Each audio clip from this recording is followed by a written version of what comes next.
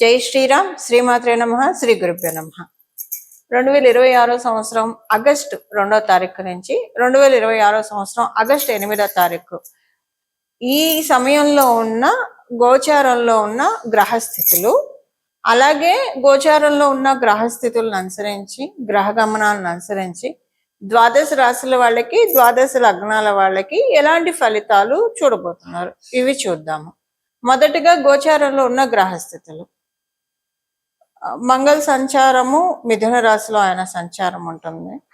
అలాగే బుధుడు కూడా మిథున రాశిలో సంచారము. మిథున రాశిలో ఉన్న బుద్ధ దేవుడు ఈ ఆగస్టు మొదటి వారంలో 2 రోజుల తర్వాత ఆయన సింహరాశిలో, కర్కాటక రాశిలోకి ఆయన సంచారం ఉంటుంది. కర్కాటక రాశిలో రవిదేవుని సంచారము, గురు భగవానుడి సంచారం ఉంది. బుధ భగవానుడు కూడా ఈ రాశిలోకి వచ్చిన తర్వాత 3 గ్రహాల సంచారం కర్కాటక రాశిలో ఉంటుంది. రవి, బుధ, గురుల సంచారం కర్కాటక రాశిలో ఉంటుంది. సింహరాశిలో కేతుదేవుని సంచారము, కన్యా రాశిలో శుక్రాచార్యుల వారి సంచారము, కుంభరాశిలో రాహుదేవుని సంచారము, మీన రాశిలో శనీశ్వరుడి సంచారం. శనీశ్వరుడు వక్రించి ఉన్నాడు. మీనరాశిలో వక్రగతిలో ఉన్నాడు శనీశ్వరుడు. ఇవి మరియు అన్ని రాశుల్ని వేగంగా చుట్టూ వచ్చే చంద్రదేవుడు. ఈయన ఈ వారము కుంభరాశి మొదలుకొని వృషభ రాశి వరకు సంచారం ఉంటుంది. కుంభరాశి, మీనరాశి, మేషరాశి, వృషభ రాశి, ఈ 4 రాశుల్లో చంద్రదేవుని యొక్క సంచారం ఉంటుంది. ఇవి గోచర గ్రహస్థితులు. వీటిని అనుసరించి ఈ వారము ద్వాదశ రాశుల వాళ్ళకి, ద్వాదశ లగ్నాల వాళ్ళకి ఎలాంటి ఫలితాలు ఉంటాయి, ఈ ఫలితాలను తెలుసుకోవడానికి ముందుగా ఈ వారము గోచారంలో గ్రహస్థితులు ఈ రాశిలో ఉన్నాయి. ఈ రాశిలో ఉండడం వల్ల మంచిగా చెడ, ఏ గ్రహము సరిగ్గా లేదు, ఏ గ్రహం సరిగ్గా ఉంది, ఇదంతా మనం ఒకసారి చూద్దాము. అంటే సరిగ్గా స్థితిలో లేరు అన్నది. వక్రించిన శనీశ్వరుడు కొన్ని రాశుల వాళ్ళకి ప్లస్, కొన్ని రాశుల వాళ్ళకి కొంచెం ఇబ్బంది ఉంటుంది. అయితే ప్లస్ ఏ రాశుల వాళ్ళకో చూద్దాము, ఇబ్బంది ఏ రాశుల వాళ్ళకో చూద్దాము. ఇప్పుడు మనం అది చూద్దాము. వృశ్చిక రాశి వాళ్ళకి, అలాగే మేష వృశ్చిక ఇద్దరికి కూడా. ఇందులో మేషరాశి వాళ్ళు కొంచెం ఎక్సెప్షనే. మేషరాశి వాళ్ళకి బాగుంటుంది. వృశ్చిక రాశి వాళ్ళకి ఇది అంతగా బాగున్నది. అంటే మనం రెండు రాశుల్ని తీసుకున్నాం. 2 రాశులకి అధిపతి మంగళ కాబట్టి ఫస్ట్ అవి తీసుకున్నాను. మేషరాశికి అనుకూలమే, పర్లేదు, బాగుంటుంది. వృశ్చిక రాశి వాళ్ళకి కొంచెం ఇబ్బందులు ఉంటాయి, జాగ్రత్తగా డీల్ చేయాలి. అవి ఏంటనేది మీ రాశి విషయాలు మాట్లాడినప్పుడు చెప్తాం. వృషభ రాశి, తులారాశి, ఈ 2 రాశుల్లో ఈ 2 రాశులకి, వృషభ రాశి వాళ్ళకి కెరియర్లో కొంచెం అన్సర్టనిటీస్ ఉంటాయి. ఎస్పెషల్లీ ఉద్యోగస్తులకి జాగ్రత్తగా ఉండాలి. అది మళ్ళీ మనం మాట్లాడుకుందాం ఏంటి అనేది మాట్లాడితే, ఇప్పుడు ముందైతే ఓవరాల్గా చెప్తున్నాం. వృషభ రాశి వాళ్ళకి ఇలా ఉంటుంది. తులారాశి వాళ్ళకి ఇది నెగిటివ్ ఇంపాక్ట్ లేదు, అలాగని పాజిటివ్ ఇంపాక్ట్ కూడా లేదు, న్యూట్రల్గా ఉంది. అందువల్ల మీకు ఇబ్బంది లేదు. మిథున రాశి, కన్యా రాశి వీళ్ళకి ఎలా ఉంటుంది, శనీశ్వరుడు వక్రించడం మీకు ఎలా ఉంటుంది? మిథున రాశి వాళ్ళకి శనీశ్వరుడు వక్రించడం ఇద్దరికి కూడా మంచిదే. మిథున రాశి వాళ్ళకి బాగుంటుంది, కన్యా రాశి వాళ్ళకి కూడా బాగుంటుంది. ఇంకా ధనుసు రాశి, మీన రాశి. ధనుసు రాశికి చాలా బాగుంటుంది వక్రించడము, అలాగే మీనరాశికి కూడా అనుకూలంగా ఉంటుంది. మకర రాశి, కుంభరాశి. ఇందులో మకర రాశికి, కుంభరాశికి చూస్తే కనుక మకర రాశికి సోసోగా ఉంటాయి, యావరేజ్గా ఉంటుంది. వక్రించడము అంటే కొంత బాగుంటుంది, బ్యాడ్ అయితే ఉండదు. ఫస్ట్ అయితే బ్యాడ్ అయితే ఉండదు, నెగిటివ్ అయితే ఉండదు, కానీ కొంచెం బాగానే ఉంటుంది. పూర్తిగా బాగుందని చెప్పాల, పర్లేదు, బాగుంది, సోసోగా ఉంది అని అనుకున్నట్టు ఉంటుంది. కుంభరాశి వాళ్ళకి ఇదేంటంటే, కుంభరాశి వాళ్ళకి ఇది ఒక కొత్త స్టార్టప్కి అవకాశం ఇస్తుంది. మీరు ఏదో వెనకబడి ఉన్నారు, దాన్ని ముందుకు తీసుకెళ్ళడానికే మీకు వక్రగతి మీరు చూస్తున్నారు. అదే దేంట్లో అయితే మిమ్మల్ని మీరు తట్టి లేపుకోవాలి, దేంట్లో అయితే మిమ్మల్ని మీరు ముందడుగు వేయాలి, వాటికి అవకాశాన్ని ఇస్తున్నాడు. ఇలా ఉంది ఈ వారం యొక్క గోచార గ్రహస్థితిలో, ఇది స్పెషల్ అంశము. ఇప్పుడు మనం విడివిడిగా ఒక్కొక్క రాశి వాళ్ళకి ఏ ఏ ఫలితాలు ఉంటాయో మాట్లాడుకుందాం. మకర రాశి. మకర రాశి మకర లగ్నంలో పుట్టిన వాళ్ళు. ఈ వారం మీకు బాగా ఉంది. శనైశ్వరుడి వక్రగతి సంచారం కూడా అనుకూలతల్ని తెచ్చిపెడుతుంది మీకు. ఎందుకంటే ఒక రకంగా మళ్ళీ ఆయన వక్రగతి సంచారం మీకు ఒక యోగాన్ని కలిగిస్తుంది. మకర రాశి మకర లగ్నంలో పుట్టిన వాళ్ళకి యోగం ఏంటి అనేది మీ జన్మ కుండలిని అనుసరించి ఆధారపడి ఉంటుంది. ఒక్కొక్కళ్ళకి ఒక్కొక్క విషయంలో బ్లెస్సింగ్ ఉంటుంది. మీకు ఏ బ్లెస్సింగ్ ఉంటుంది అన్నది మీ జన్మ జాతకంలో ఇప్పుడు ఏం ప్రామిసింగ్ గా ఉంటుంది అది ఉంటుంది. ఖచ్చితంగా ఏదో ఒక ప్రామిసింగ్ థింగ్ అయితే డెఫినెట్ గా ఉంటుంది. అదేంటంటే ఆయన నిష్పక్షపాతంగా ఫలితాలను ఇస్తాడు శనేశ్వరుడు కాబట్టి. బ్లెస్సింగ్ ఒక్కొక్కరికి ఒక్కొక్క రకంగా ఉంటుంది. ఇప్పుడు మీ జన్మ జాతకాన్ని అనుసరించి మీకు ఏ బ్లెస్సింగ్ ఉంటుంది అన్నది ఆధారపడి ఉంటుంది. ఆరోగ్యం లేని వాళ్ళకి ఆరోగ్యం బ్లెస్సింగ్ అవుతుంది. ఇలా మీ జన్మ జాతకంలో ఇప్పుడు ఏ పాయింట్కి సపోర్టింగ్ ఉందో ఆ పాయింట్కి బ్లెస్సింగ్ మీరు చూస్తారు. ఈ రాబోయే 3 నెలల్లో చూస్తారు. ఈ వారం మొదలుకొని రాబోయే 3 నెలల్లో ఈ బ్లెస్సింగ్ మీరు చూస్తారు. ఇది ఒకటి ఉంటుంది. మిగతా ఉద్యోగస్తులందరికీ కూడా చక్కటి శుభ సమయం. వ్యాపారస్తులకి చాలా బాగా ఉంది ఈ వారము, అనుకూలంగా ఉంది. అంటే అసలు ఈ వారం మీకు మకర రాశి మకర లగ్నంలో పుట్టిన వాడికి అసలు ఎంత ప్రశాంతత ఉంటుందంటే మానసిక ప్రశాంతతని మీరు బాగా ఎక్స్పీరియన్స్ అవుతారండి ఈ వారము. మనసు ప్రశాంతంగా ఉంటే ఇంత బాగుంటుందా, మనసు ప్రశాంతంగా ఉంటే ఇంత సంతోషంగా ఇంత హాయిగా ఉంటుందా అన్నది మీరు ఈ వారం లిటరల్గా ఎక్స్పీరియన్స్ చేస్తారు. అసలు ఏ ఆలోచనలు రాకుండా ఆలోచనలతోటి బుర్ర వేడెక్కిపోయి చాలా సతమతం అయ్యారు గడిచిన కాలంలో చాలా. మరి ఇప్పుడు ఏంటంటే ఒక్క ఆలోచన ఉండదు మనసు.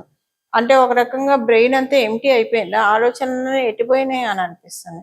ఎంత ప్రశాంతత చూస్తారంటే చక్కటి ప్రశాంతత చూస్తారు. మరి మీ జన్మజాతకం అస్సలు బాగోలేదనుకోండి, అప్పుడు ఈ ప్రశాంతతని నేను చెప్పినంత విపరీతంగా చూడకపోవచ్చు, బట్ అసలంటూ చూస్తారు. ఫోన్లో ప్రశాంతంగా ఉన్నాం భగవంతుడా అని అయితే అనుకుంటారు. అలా ఉంది మీకు, అసలైతే ఉంది. మీ జన్మజాతకం కొంచెం సపోర్టింగ్ గా ఉన్నా కూడా మీరు ఈ ప్రశాంతత ఎక్కువ పాళ్ళలోనే చూస్తారు. సంతానానికి సంబంధించిన అనుకూలతలు అన్నీ కూడా చక్కగా ఉన్నాయి. ఇవి ఈ వారం యొక్క గోచార గ్రహస్థితుల ఫలితాలు మకర రాశి మకర లగ్నంలో పుట్టిన వాళ్ళకి. పరిహారము ఈ వారము చేసుకోవాల్సింది, శనీశ్వరుడు వక్రగతిలో ఉండడం వల్ల ఈ వారం ద్వాదశ రాశుల వాళ్ళు, ద్వాదశ లగ్నాల వాళ్ళు అమ్మవారి యొక్క ఆరాధన. ఆఖరిదైన మీనరాశిలో ఆయన వక్రించి ఉన్నాడు కాబట్టి అమ్మవారి యొక్క ఆరాధన, అది కూడా గురుమూర్తి రూపంలో సరస్వతి అమ్మవారిని ఆరాధిస్తే చాలా మంచిది. రాజశ్యామల అమ్మవారిని ఆరాధిస్తే చాలా మంచిది. అదొకటి ఆరాధన. లేదంటే కాళీదేవిని ఆరాధించినా మంచిదే. బట్ వీటన్నిటికీ కంటే కూడా మామూలుగా అమ్మవారిని ఒక ఫామ్లో ఈ కన్ఫ్యూజన్స్ లేకుండా ఏదైనా ఒక్క అమ్మవారిని ఆరాధించాలంటే కంచి కామాక్షి దేవిని ఆరాధిస్తే చాలా మంచిది. మనసులో కామాక్షి కామాక్షి కామాక్షి కామాక్షి అనుకుంటూ ఉండండి, చాలా మంచి ఫలితాలను చూస్తారు. చల్లని తల్లి అవ్యాజ కరుణామూర్తి. అష్టాదశ శక్తి పీఠాల్లో ఒకటి కాంచీపురం, అలాగే సప్తమోక్షపురాల్లో ఒకటి కాంచీపురం. అక్కడ కంచి కామాక్షి అమ్మవారిని మనసులో స్మరించినంత మాత్రమే, అంతే, స్మరించినంత మాత్రమే మనకున్న మనసు ప్రశాంతంగా అనిపిస్తుంది. టెన్షన్ నుంచి వెంటనే రిలీవ్ అయిపోతాం, ధైర్యం వస్తుంది, ఆనందం వస్తుంది, సంతృప్తి ఉంటుంది. ఇప్పుడు పసిపిల్లలు ఏడుస్తుంటే అమ్మ వచ్చి సేద తీర్చి ఆ పసిపిల్లల్ని పాలు పట్టాలంటే పాలు పట్టి, ఏమన్నా తినిపించాలంటే తినిపించి, బుజ్జగించి, ఎలాగైతే మళ్ళీ తన పనిలో తను వెళ్ళి ఇంకా పిల్లాడు కావచ్చు పాప కావచ్చు ఆటల్లో పడిపోతారో, మనమే తల్లులైనందుకు పిల్లల్ని అంత సేద తీరుస్తుంటే జగన్మాత మరి మనందరిని ఎంత చక్కగా సేద తీరుస్తుంది. చేయాల్సింది మనము అమ్మవారిని తలుచుకోవాలి. అమ్మ అమ్మ అమ్మ అని పిలిస్తేనే కదా పిల్లాడు కూడా, పాప కావచ్చు బాబు కావచ్చు, ఏడిస్తేనే కదా అమ్మ అయ్యో పిల్లాడికి ఏమైందో అని వచ్చి చూసేది, పాపకి ఏమైందో అని వచ్చి చూసేది, పాపాయికి ఏమైందో అని వచ్చి చూసేది. అలా మనము కామాక్షి దేవ్యే నమః, కామాక్షి దేవ్యే నమః, కామాక్షి దేవ్యే నమః అని అనుకుంటూ ఉంటే అమ్మ మన ఆర్తిని ఆలకిస్తుంది. మన ఆర్తిని ఆలకించి మనల్ని హక్కున చేర్చుకుంటుంది. నమ్మండి, ఇది చాలా మందికి ఎక్స్పీరియన్స్ అయ్యి ఉండొచ్చు, నమ్మండి అని అనకూడదు. ఎందుకంటే అమ్మవారిని పట్టుకున్న వాళ్ళకి ఎంత అత్యద్భుతమైన ఫలితాలను అమ్మవారు ఇస్తుందో అందరూ కూడా ఎక్స్పీరియన్స్ అయ్యే ఉంటారు. ఈ సమయము అనుకూలంగా ఉంది. అమ్మవారి పాదాలని అంటే ప్రతిసారి మనం పట్టుకున్నా కూడా ఒక్కొక్కసారి నెగిటివ్ ఫోర్సెస్ అడ్డొచ్చి వాటిల్ని అంటే ఇప్పుడు ఇదే మీకు ఎగ్జాంపుల్గా చెప్పాలంటే పిల్లాడు ఏడుస్తుంటే తల్లి హృదయం తల్లడిల్లుతూ ఉంటుంది. అయ్యో బాబు ఎందుకు ఏడుస్తున్నాడో, పాప ఎందుకు ఏడుస్తున్నాడో. ఇంట్లో పెద్దవాళ్ళు ఉన్నా లేదా ఇంకెవరైనా ఉన్నా బాలానం రోదనం బలం, ఏం కాదు, ఏడవంగానే పరిగెత్తుకొని వెళ్ళి ఏమి ఎత్తుకోకర్లేదు ఇలా చెప్పి ఆపేస్తూ ఉంటారు. లేదా ఏదో ఒక పని ఉంటుంది, ఆ పని వదిలి రాలేని పని అవుతుంది, ఏడుస్తున్నా గబగబా కంప్లీట్ చేసుకొని వెళ్దాం అని ఆగొచ్చు. అలా పిల్లడు బాబో పాపయో ఏడుస్తూనే ఉంటారు కదా. అలా అంటే నా ఉద్దేశం నెగిటివ్ ఫోర్సెస్ అడ్డుపడ్డప్పుడు సమయము వేళ విశేషము బాగా ఉంటే నెగిటివ్ ఫోర్సెస్ అడ్డుపడవు, తల్లి వచ్చి హక్కును తీర్చుకుంటుంది. వేళ విశేషం బాగోనప్పుడు నెగిటివ్ ఫోర్సెస్ అడ్డుపడి మనం ఎంత వేడుకున్నా కూడా మనం వేడుకున్న ఫలితం అయితే ఖచ్చితంగా వస్తుంది, కానీ కొంచెం టైం పడుతుంది అంతే, నెగిటివ్ ఫోర్సెస్ అడ్డుపడడం వల్ల. అది ఒక రకంగా చెప్పాలంటే ఇది జగన్మాత సమక్షంలో, ఎందుకంటే మన అమ్మవారినే స్మరిస్తూ ఉన్నాం కాబట్టి మనకున్న కల్మషాన్ని మనకున్న దోషాన్ని తీసేయడానికే అది వెళ్ళిపోతుంది. ఆ పరీక్షలు కూడా మనకున్న దోషాలు పోవడానికే అవుతాయి ఇలా. అందుకని ఎక్కువ ఈ సమయం అయితే చాలా చక్కగా ఉందండి. ఫిల్టర్డ్ టైం అంటాం చూసారా, ఒక మంచి ముహూర్తం అంటే ఏంటి, మంచి ఫిల్టర్డ్ టైం అది ఇప్పుడు ఉంది గోచారంలో. ఇప్పుడు అందరం కూడా ద్వాదశ రాశుల వాళ్ళం, ద్వాదశ లగ్నాల వాళ్ళం, 21 నక్షత్రాల వాళ్ళం అందరం కూడా కామాక్షి పరదేవతని కనుక మనసులో ధ్యానించుకుంటూ ఉంటే, ఆవిడ పాదాన్ని మనసులో స్మరించిన, ఆవిడ మంగళమూర్తి రూపాన్ని మనసులో అలా స్మరించుకుంటూ ఉంటే కామాక్షి కామాక్షి కామాక్షి అని ఎంత ప్రశాంతంగా ఉంటుందంటే ఇది మీరందరూ కూడా ఎక్స్పీరియన్స్ అవుతారు. నాకు తెలిసి నేను చెప్తుంటేనే నేను కాదు, అమ్మవారు చెప్పిస్తుంది. అమ్మవారు చెప్పిస్తున్న ఈ పలుకులు వింటున్నప్పుడే మీ మనసు ప్రశాంతంగా నిస్సందేహంగా అవుతుంది. ఇంకా చేసి చూడండి, ఇంకా ప్రశాంతంగా ఉంటుంది, చాలా బాగా ఉంటుంది. అమ్మవారు మన చేత అన్ని పనులు సక్రమంగా చేయిస్తుంది. ఏ పనులు కూడా పెండింగ్ అవ్వకుండా మన నిత్య దైనందిన జీవితంలో ఏ పనులు ఎప్పుడెప్పుడు అవ్వాలో అప్పుడప్పుడు అమ్మవారు అయ్యే విధంగా మనల్ని కరుణిస్తుంది, దీవిస్తుంది. ఎప్పుడు ఎంత ఏ పొజిషన్లో ఉన్నా మానవుడు అన్న వాడికి ఇన్సెక్యూరిటీ సహజం. ఎంత పెద్ద బాగా సంపాదించిన వాళ్ళకే ఉంటుంది, అసలు లేని వాళ్ళకు కూడా ఫ్యూచర్ ఎలా గడుస్తుందో అని ఉంటుంది. ఇలాగా రకరకాలుగా వాళ్ళ పిల్లల పరిస్థితి ఏంటి, ఈ రకరకాలుగా ఇన్సెక్యూరిటీ అని లేకుండా మేబీ అన్ని రోజుల్లో ప్రతిరోజు ఉండదు, కొన్ని రోజులు ఇన్సెక్యూరిటీ ఉంటుంది డెఫినెట్గా. ఎంత గుండె ధైర్యం గుండె బలం కలవాళ్ళకైనా సరే అమ్మవారిని పట్టుకుంటే అభద్రతా భావాన్ని కంప్లీట్గా ఎరేజ్ చేస్తుంది. మీకెందుకు న్యాయం లేరా, నేనున్నాను కదా, నన్ను నమ్మండి, నన్ను పట్టుకోండి, నా పాదాన్ని ఆశ్రయించండి, నా పాదాన్ని ధ్యానించండి, మిగతాదంతా నేనే చూసుకుంటాను అనే అమ్మవారు మనకి అభయహస్తం ఇస్తుంది.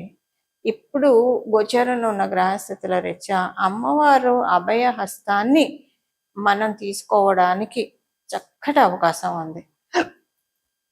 విడవకుండా సమయాన్ని సద్వినియోగం చేస్తూ కంచి కామాక్షి అమ్మవారిని ధ్యానిస్తూ అమ్మవారి యొక్క సంపూర్ణ కృపా కటాక్షాలకి మనందరం పాత్రలం అవ్వాలి. ఆ విధంగా జగన్మాత మనల్ని దీవిస్తుంది. ఇది అమ్మని పట్టుకున్న వాళ్ళు ఎప్పటికీ మోసపోరు. అమ్మదయ ఉంటే అన్నీ ఉన్నట్లే. శ్రీమాత్రే నమః. మంగళం. నమో భగవతే వాసుదేవాయ.